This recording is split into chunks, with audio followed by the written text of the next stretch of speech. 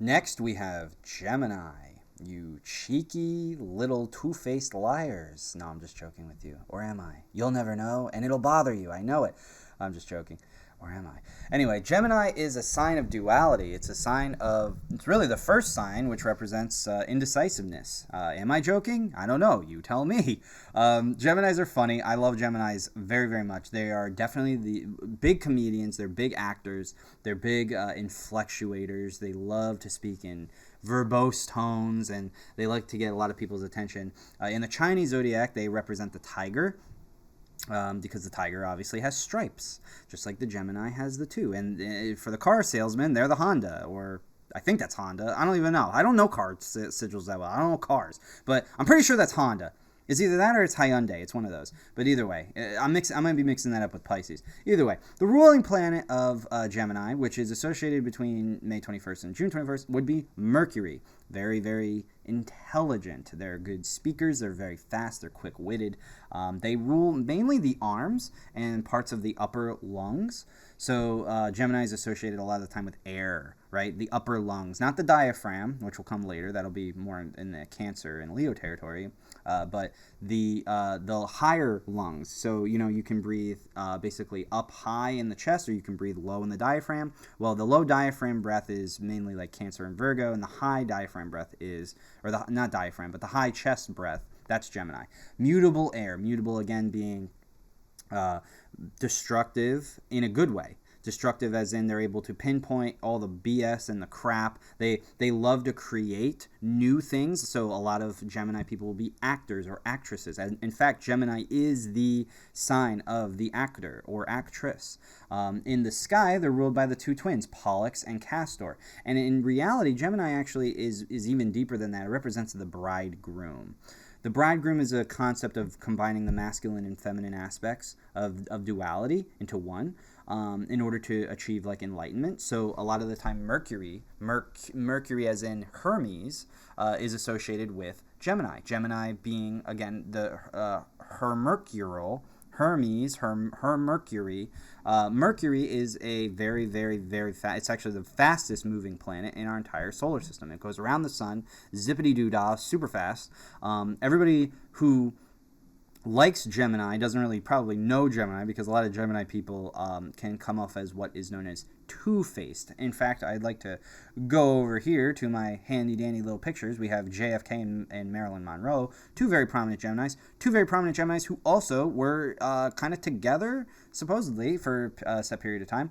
But as you'll see, both of them have what I call the Mercury eyes. Now, this is something I find mainly in Geminis and Virgo. I'm going to bring it up in Virgo later.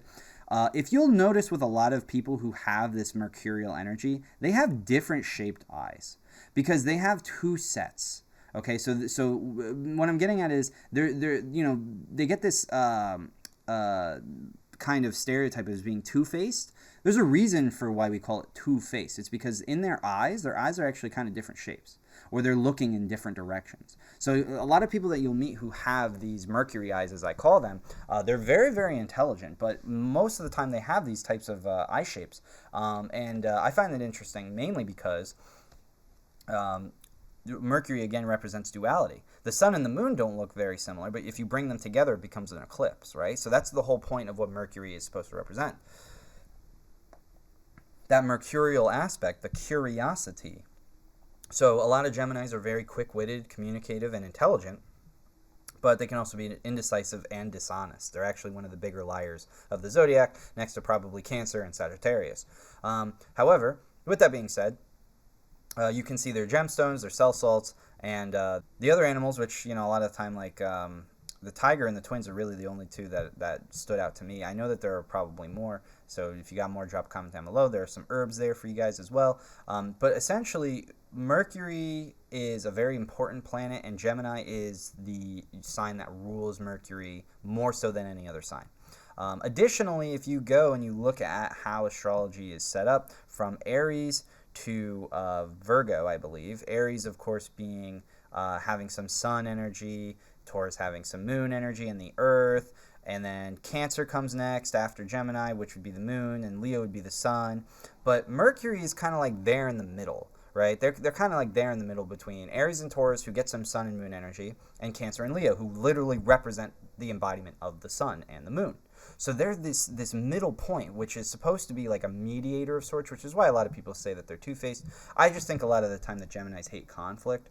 There are some Geminis that love conflict. Stay away from those people. They are awful. But other than that, a lot of Geminis are actually very intelligent, very intuitive, and they're very lovely to be around because a lot of the time they'll just tell you what you want to hear. And that's okay. You know, sometimes people need to hear what they want to hear, but a lot of the times it's not. And a lot of the times Geminis end up getting hurt. They overthink and they say, why is it that this person doesn't love me?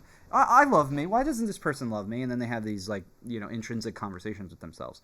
Ultimately, the bridegroom is associated with Jesus Christ a lot of the time too, which I'm not saying that Gemini is. Actually, Gemini has not only very good representation with Aldebaran and Polaris.